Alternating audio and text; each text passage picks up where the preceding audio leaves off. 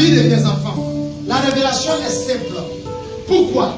Parce que dans la pensée économique de Dieu, dans la préscience de Dieu, Nathan, qui faisait partie du conseil de Dieu, parce qu'il est prophète, il avait aussi une notion de connaissance sur les événements qui doivent arriver sur cette terre, et sur même des peuples, et sur des familles, et même sur des vies individuelles.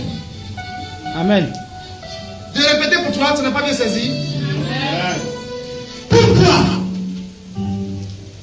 Nathan a-t-il pris de la peine pour appeler la mère de Salomon et lui dit, viens, je vais te donner un conseil qui va te sauver et sauver la vie de ton enfant Salomon? Pourquoi?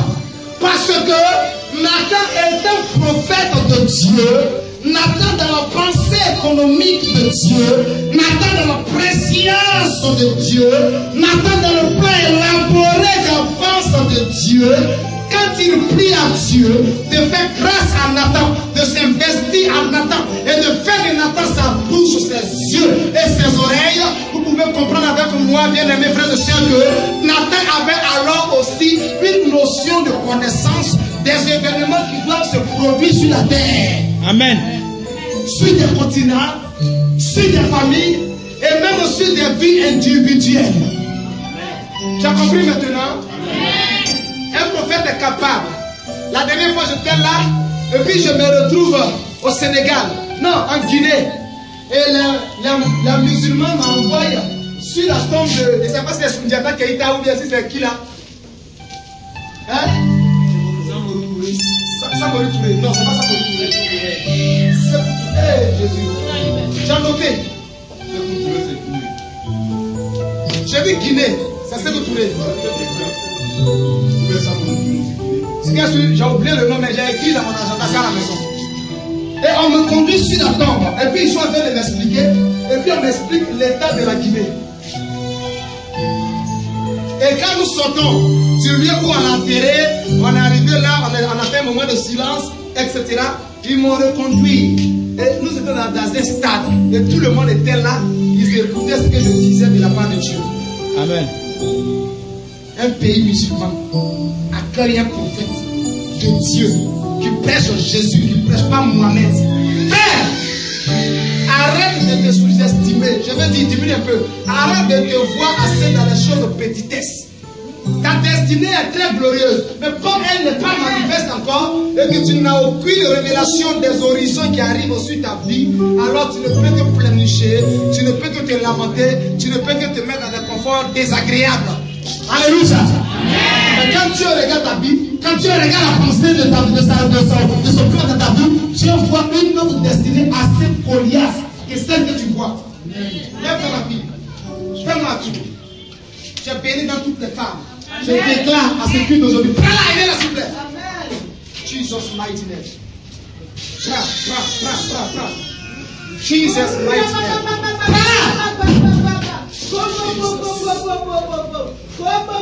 Frère, au nom de Jésus.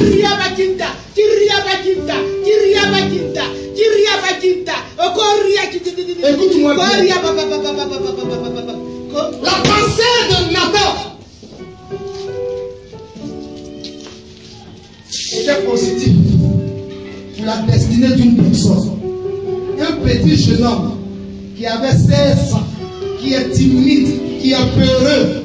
Salomon n'avait pas les qualités d'un roi, mais ça n'a pas empêché Dieu de dire à David, c'est lui qui va bâtir mon temple. Toi qui es mère, il y a le sang dessus. Et c'est lui qui va te remplacer. Mesdames et messieurs, celui qui est véritablement un prophète établi par Dieu, il ne peut pas rester content, il ne peut pas rester heureux quand la destinée des fils de Dieu est menacée à quelque part. Il ne peut pas dormir. Même s'il est en train de manger, la nourriture va devenir amère dans sa bouche. Parce qu'il est censé défendre la cause des fils de la destinée prophétique. Et pour cela, soudainement, il peut se mettre à organiser un programme. sans toutefois savoir pourquoi il organise ce programme. Alors que certainement dans ce programme, soit de croisade ou de veillée de prière, dans la famille ou dans le quartier, quelqu'un va inviter ce fils en question qui est lui-même ignorant de telles destinées sur sa vie à venir à ce programme. Et séance tenante au cours du programme, l'homme de Dieu va le désigner. Tu t'appelles comme ça, ou bien toi, viens ici, voilà ce que je vois en toi, mais voilà ce que les œuvres de la sorcellerie appelée Adonija, ils sont en train de se auto-proclamer. En réalité, c'est ta place, c'est pas leur place. Alors viens, je vais t'aider. Et l'homme de Dieu intervient par une délivrance, par une prière prophétique. Le statut change et cette personne devient un illustre ministre ou gouverneur ou agent administratif dans ce pays. Et la tête de sa mère est levée, la tête de son père est levée. Et le témoignage qui était dit, est-ce que de Nazareth quelque chose de bon pouvait sortir? Alors l'on change d'avis à leur sujet parce que désormais l'enfant est devenu un sujet de témoignage. Amen. Il a fallu quelque chose. Il a fallu que l'homme de Dieu se lève et part et donne un conseil. Alléluia. Ah, fais acclamer Jésus. On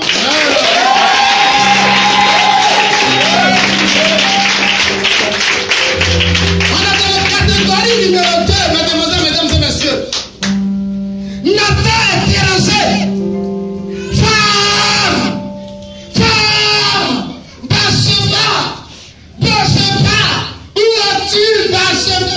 Et puis celui qui n'est pas censé monter sur le cheval est monté, et celui qui est censé être sur le cheval est à terre. Pourquoi? C'est pas normal. Où es-tu? Bathsheba. Vous les mères, c'est vous qui êtes Bathsheba sur la terre. Où êtes-vous? Pourquoi n'approchez-vous pas le prophète de l'Éternel pour qu'il vous donne les conseils prophétiques qui vont sauver votre vie et celle de vos enfants? Pourquoi restez-vous sur les ondits? Non, le temps des prophètes a expiré. C'est fini. Il n'existe plus de prophètes sur la terre. Tu es Dieu. Tu es Dieu. Quand Dieu créait le sacerdoce avec Moïse, tu étais né. Parce qu'aujourd'hui tu as 15 ans de doctorat, ou bien tu as 25 ans de doctorat agrégé, tu penses que tu peux créer. Qu'est-ce que tu peux créer? Dis-moi ce que tu peux créer. Dis-le-moi. Je vais tuer un cafard, ressuscite-le. Je vais tuer un maguillard, ressuscite-le. Mais moi je vais me lever, puis prier, il va se lever. Votre théologie vous a écarté de Dieu. Et plusieurs personnes ici ont été envoûtées, je dis bien, je pèse mes mots, envoûtées par des doctrines, par des enseignements qui aujourd'hui les retiennent dans les lieux lugubres. Ils n'ont pas accès à la lumière. Pourquoi? Parce que simplement, ils ignorent et ils refusent d'accepter qu'il y a encore des prophètes de Dieu sur la terre, dont on a besoin de leurs conseils pour réussir. Amen. Jésus est parti. Les apôtres sont partis. Dieu suscite toujours des prophètes. Aussi longtemps que les cieux et la terre existeront, la voix prophétique sera toujours d'actualité. Pasteur, sacrificateur, ça n'existait pas avant. Les prophètes existaient. Tu m'entends? Avant que les prêtres ne viennent là, les prophètes existaient. Enoch était un prophète de Dieu. Noé, Abraham.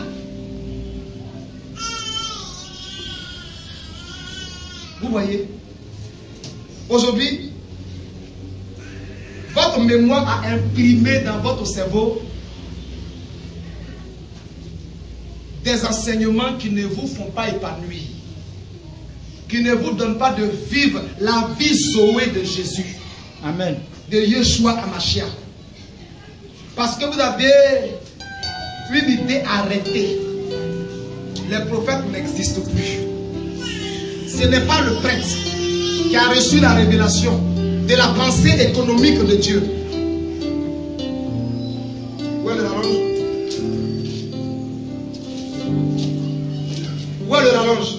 là-bas.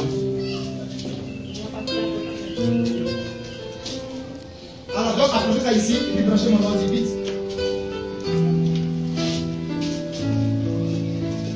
Bien aimé.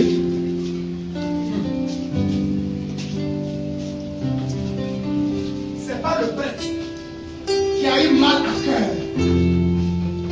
Tu m'entends? De chercher à savoir où se trouve Bathsheba. Cependant, il n'est pas serviteur de Dieu. Il est serviteur de Dieu et serviteur du roi. Mais l'Éternel donne la pensée à son prophète.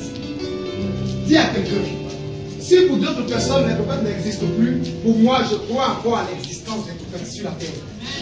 Parle. Tu sais pourquoi? Parce que toi-même tu es un prophète. Amen. Tu n'es pas encore consacré, on n'a pas encore mis ici pour te présenter. Le Saint-Esprit qui est en toi, c'est le Père des prophètes. Il est le Dieu des esprits des prophètes. L'Esprit de Dieu est Dieu. Et s'il est en toi, tu es le dépositaire du ministère prophétique. Amen. Mais comme tu n'es pas formé pour avoir les sciences prophétiques, c'est pourquoi tu accours toujours vers les gens pour des interventions divines de ta vie. Sinon toi-même tu es un prophète. Comme Dieu me regarde, tu es un prophète, tu es une prophétesse. On est tout le monde. Depuis l'âge de la Pentecôte jusqu'à aujourd'hui, nous sommes tous des prophètes. Maintenant, celui qui ne croit pas, c'est son problème. Moi, je crois à moi en tout cas. Et ça me fait vivre. Dis, le prophète dit que lui croit à lui. Laissez-moi m'attarder un peu sur ce point. Le prophète Nathan. Bathsheba.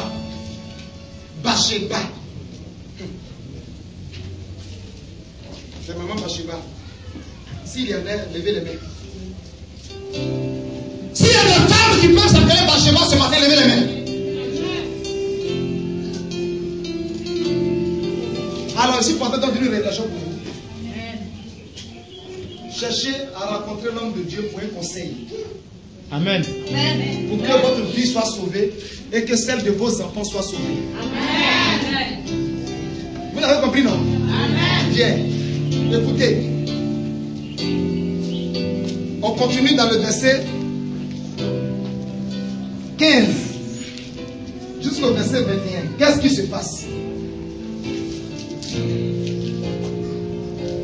Bathsheba se rendit dans la chambre du roi. Après le conseil. Non. Lis le verset 14 là-même. Il faut lire bien. Ils vont entendre quelque chose. Oui. Va. Entre chez le roi David. Voici le conseil de qui? De Nathan. Va. Faut pas t'asseoir. Va. Pousse. Oui. Entre chez le roi David. Entre chez le roi David. Et dis-lui. Ô roi mon Seigneur. Ô roi mon Seigneur. N'as-tu pas juré à ta servante? Est-ce que tu n'as pas juré à moi? En disant. Salomon ton fils régnera après moi. Mon fils régnera après moi. Et il s'assiera sur mon trône. Et il fera quoi? Et il s'assiera sur mon trône. Le thème qui a dit qu'il s'assiera au trône. Il y avait quelqu'un qui avait déjà désigné. Alléluia. Amen. Reprends. Va. Entre chez le roi David et dis-lui. Entre chez le roi David et puis dis-lui.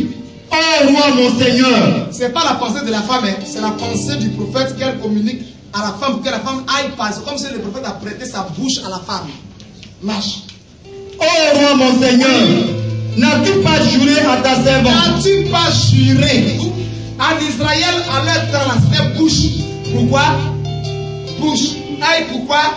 Aïe, main pour, bien pour, et rien de toi de la bite. Donc, on ne jure pas n'importe comment. Comme aujourd'hui, tu vas m'aguiller. Pour te justifier devant le maguillage, je jure. Le prophète dit, rappelle à David, est-ce qu'il n'a pas juré? Au nom de l'Éternel. Marche. Oh roi mon Seigneur. Oh roi mon Seigneur. n'as-tu pas juré à ta servante? Oui. En disant, Salomon ton fils régnera après moi. Oui. Et il s'assiera sur mon trône. Amen. On va sauter. Mais pour sauter, tu vas entendre quelque chose d'abord. Parce qu'on va beaucoup prier aujourd'hui. Écoutez bien, s'il vous plaît. La révélation qui est le conseil que Nathan a donné à la femme est une révélation d'intercession. Mais Bathsheba, c'est vrai. Je viens de te parler de la part de Dieu. C'est un conseil. Mais il ne faut pas t'asseoir sur mon conseil. Lève-toi, bouge, sois mobile. Intercède. Pas parce que je suis le prophète et je t'ai parlé que tu vas t'asseoir puis ça va faire. Combien de personnes aujourd'hui, quand ils reçoivent un message de la part de Dieu, n'ont plus le temps de prier pour que ce qu'on a dit là arrive dans leur vie. L'homme de Dieu a parlé, ça va arriver. Alors qu'il y a des entités qui ne veulent pas que cela prenne vie dans ta vie. Eux, ils prennent des résolutions. Pour faire quoi? Pour gêner, pour prier, pour ne pas que cela arrive. Mais toi, qu'est-ce que tu fais? L'homme de Dieu savait que s'il n'ordonnait pas à la femme de partir, de dire va, elle n'allait pas partir. Pour elle, l'homme de Dieu allait tout faire. Dis amen bien. Amen. Donc là, dans la catégorie numéro 3, qui est celle de la femme, parce que maintenant, Bathsheba s'en va. Bathsheba doit faire un rôle. Le rôle de quoi? Chercher la présence de Dieu. David est à l'image de Dieu dans ce message. Amen. Salomon est à l'image de chacun de nous aujourd'hui. Nathan est à l'image d'Élie Moïse. Adonijah et les autres chefs de l'armée et les autres prêtres sont à l'image des adversités qui se sont levées dans ta vie, qui ne veulent jamais te voir à l'aise ni heureux à quelque part, ni réussir dans quoi que ce soit. Est-ce que vous me saisissez bien? Donc quand le prophète dit à Bathsheba, va raconter le roi, le prophète est en d'autres termes en train de dire à Bathsheba, rentre dans la présence de Dieu, rentre, va intercéder pour la vie de ton fils Salomon, va intercéder. Combien de mamans qui ont toujours dans leur bouche des paroles sales, des paroles de malheur, des paroles d'injure sur la vie de leurs enfants, au lieu d'avoir des paroles d'intercession, de bénédiction, des plaidoiries pour blanchir la vie de leurs enfants, au lieu de les éteigner, au lieu de les rendre aussi noirs que charbon dans leurs expressions. Amen. Combien de femmes? Bathsheba a écouté le conseil de Dieu. Bathsheba s'est levée et elle est allée dans la présence du roi. Elle est allée intercéder avec des sujets de prière précis que Nathan avait donné à elle. Retiens ceci, femme. Si tu t'appelles Bathsheba, tu as un rôle à jouer pour le salut de ton enfant. Amen. Ce n'est pas seulement le pasteur qui doit jouer un rôle. Toi aussi, tu as ta part. Va, intercède. Parle à Dieu. Dis-lui, quand tu m'as donné l'enfant, que je l'ai porté pendant 9 mois, après toutes les situations difficiles que j'ai pu endurer, jusqu'à ce que le 9e mois ou le 10e mois arrive, que je la porte, que j'ai réussi à la porter par ta grâce aujourd'hui, tu m'as dit que cet enfant sera un sujet de joie et de bonheur pour moi. Mais actuellement là, les événements qui sont en train de se passer sur la vie de cet enfant ne sont pas les événements que tu avais dit, que tu m'avais promis. Tu m'as juré que cet enfant me fera vraiment, m'amènera dans l'allégresse, me donnera la paix du cœur, me donnera le sourire. Mais regarde ce qui est en train de se passer. Ce qui est en train de se passer dans la vie de mon fils, dans la vie de ma fille, est le contraire de ce que tu as juré. Tu dis que tu es l'Éternel. Qu'est-ce que tu as dit? Tu as dit dans Ézéchiel 12, le verset 27, au verset 29, quelqu'un me lit ça. Tu as dit que les enfants de Dieu disent les prophéties que Dieu donne. Les révélations que Dieu donne sont des révélations et des prophéties pour longtemps. Dans des années, ça va se réaliser. Mais tu as dit maintenant, tu ne mettras plus vraiment de temps pour les accomplir dans leur vie. Alors, comment se fait-il que, écoutez, frère, la femme est allée dans la présence de David. Qu'elle est arrivée là, elle s'est mise. La Bible dit qu'elle s'est mise quoi en genoux, elle s'est prosternée. Mais moi, je m'assois ce matin. Dis Amen. Amen. Frère, quand le problème est très sérieux, tu oublies qu'il y a fauteuil bleu. Mais tant que tu te souviens de ton divan, c'est que ton problème là, ce n'est pas encore un problème pour toi. Tu n'as pas encore vu l'ampleur de la situation. Tant que pendant ce temps, le ventilateur est allumé ou bien la climatisation est allumée, et puis tu crois en train d'intercéder, je te dis que tu es un plaisantin. Tu es un plaisantin. La situation ne te brûle pas vraiment. La situation ne te plaît pas vraiment. Sinon, elle te plaît vraiment. Les circonstances, l'atmosphère te plaît. C'est quoi? Le contraire de ce que ton fils vit, de ce que l'homme de Dieu a dit, de ce que Dieu a dit sur ta vie. Au lieu de te lever pour que ce contraire soit converti, tu préfères être dans les lieux confortables. Un jour, frère, laissons témoigner la même, laissons témoignage là. Elle est devant David. Elle dit: David, tu as juré au nom de l'Éternel que après toi, c'est mon fils Salomon qui va s'asseoir sur le trône. Mais comment se fait-il que son frère Adonijah est en train de fêter ou à un roi? Mesdemoiselles, mesdames et messieurs, hommes comme femmes, tous, vous êtes concernés par cette parole de Dieu. Amen. Vous m'entendez? Amen. Vous êtes tous à l'image de Salomon. Amen. Et en même temps, vous êtes tous à l'image de Bathsheba, la mère donc de Salomon. C'est les deux qui avaient véritablement un défi à relever. Mais aussi longtemps que les deux allaient rester dans leur coin, sans le conseil d'un prophète, sans les orientations de sujet de prière d'un prophète, bien aimé, ce qui n'avait pas été dit devrait s'accomplir, et ce qui avait été dit devrait connaître un non-accomplissement. Est-ce que c'est logique? Est-ce que c'est normal? Dites-moi si c'est normalement normal. Non. Alors, tu dois te lever. Tu dis: je me lève. Tu dois te lever. Et tu dois aller rencontrer David. Je vais dire à quelqu'un ce matin, à partir d'aujourd'hui, après ce culte, il faut te lever et va rencontrer David. Mais cette fois-ci, ce n'est pas David que tu vas rencontrer. Tu vas rencontrer le Yeshua Hamashiach, Jésus-Christ de Nazareth, le roi des rois. Amen.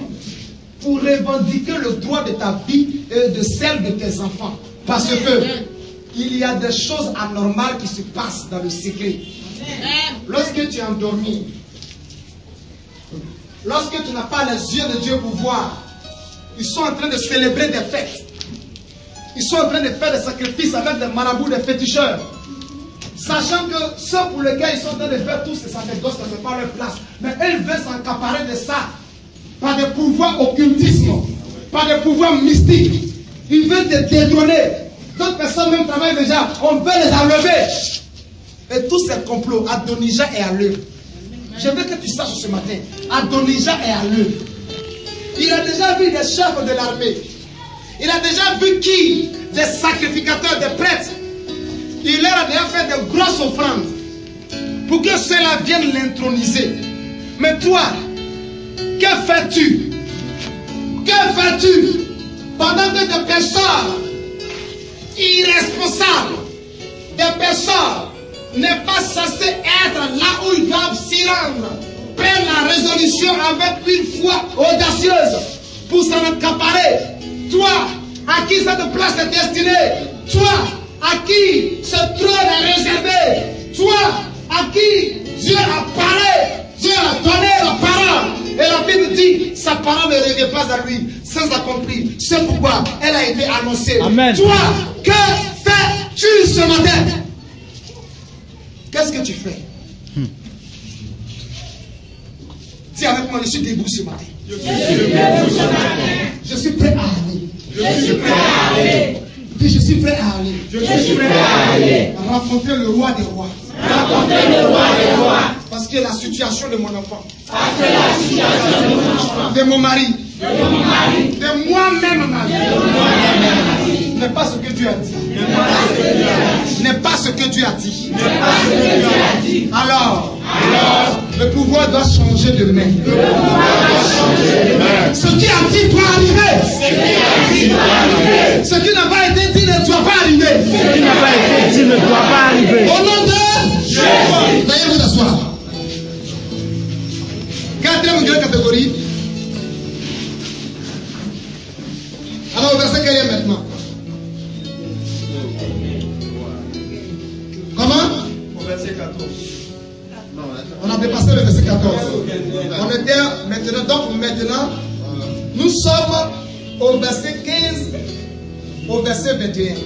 Mais je veux que tu commences à lire à partir du verset 22e. Écoutez s'il vous plaît.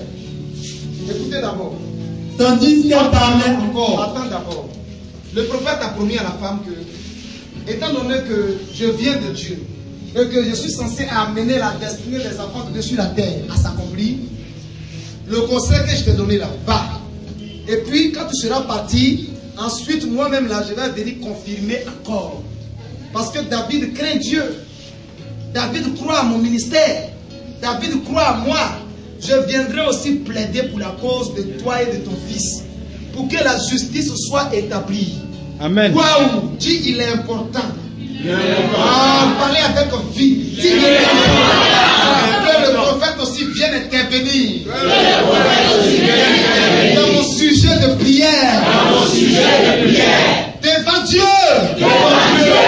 Pour rappeler la mémoire de Dieu. Selon Ésaïe 43, le verset 26. Il est écrit. Réveille ma mémoire. Plaidons ensemble. Parle toi-même pour te justifier. Alors, l'homme de Dieu doit aller aussi intervenir. C'est-à-dire quoi? Tu peux être en intercession à cause de l'orientation que tu as reçue. Mais ça ne suffit pas. L'homme de Dieu doit aussi venir dire son mot d'état. Amen. Dis à Dieu, c'est vrai, tu avais dit ça. Je te rappelle que tu avais dit ça. Et donc, je suis son avocat. C'est vrai que le véritable avocat est Jésus-Christ.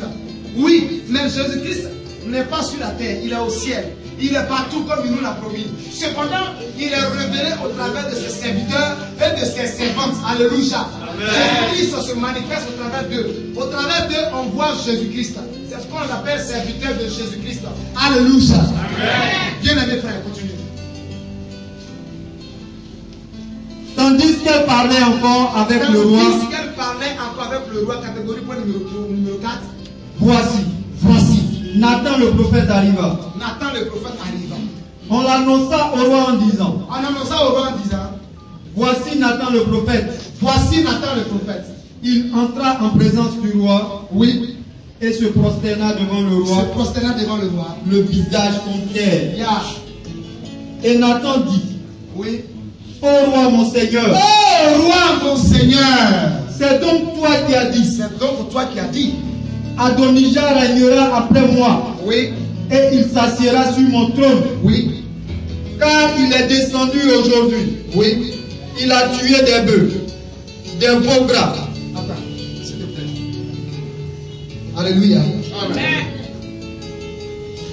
Waouh, super. Qui est né en 1992 parmi nous? Une femme.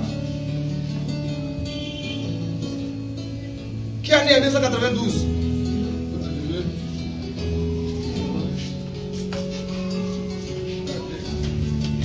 Après, il a prié pour toi. Et puis on va aller dans la définition. Continue. Car il est descendu aujourd'hui. Car il est descendu aujourd'hui. Il a tué des bœufs, Oui. des veaux gras, Oui. et des brebis en quantité. Oui. Et il a invité tous les fils du roi, Oui. les chefs de l'armée, Oui. et le sacrificateur Abiatar. Oui. Et voici, ils mangent et boivent devant lui. Oui. Et ils disent, vive le roi Adonijah. Amen. Dis avec moi sacrilège. Sacrilège. Dis sacrilège. Sacrilège. Dis je m'appuie. Je m'appuie Sur Ésaïe chapitre 7. sur Ésaïe chapitre 7. Le verset 7. Le verset 7. Et je décrète. Et je décrète. Moi, et bien pourquoi vous Élie Moïse. Je décrète. Moi, et bien pourquoi vous Élie Moïse. Je décrète.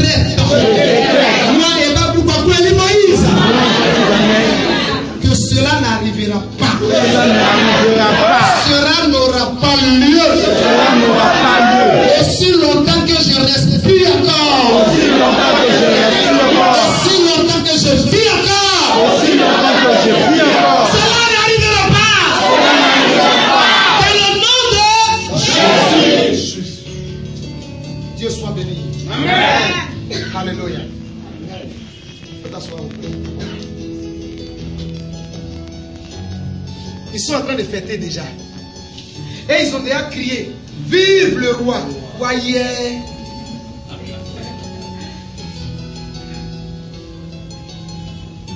Doufflé, il y a quelqu'un dans ça. Il y a bien un mauvais. Hein? Ah, il y a un papa qui est dans ça. Il y a bien un mauvais. Sura le n'avait oué, il pleut, nous dans ça. Il y a bien en tout cas, on y a. Je suis venu dire à quelqu'un ce matin. On peut réunir tout ce qu'on peut réunir. Le marabout peut donner son mot d'ordre.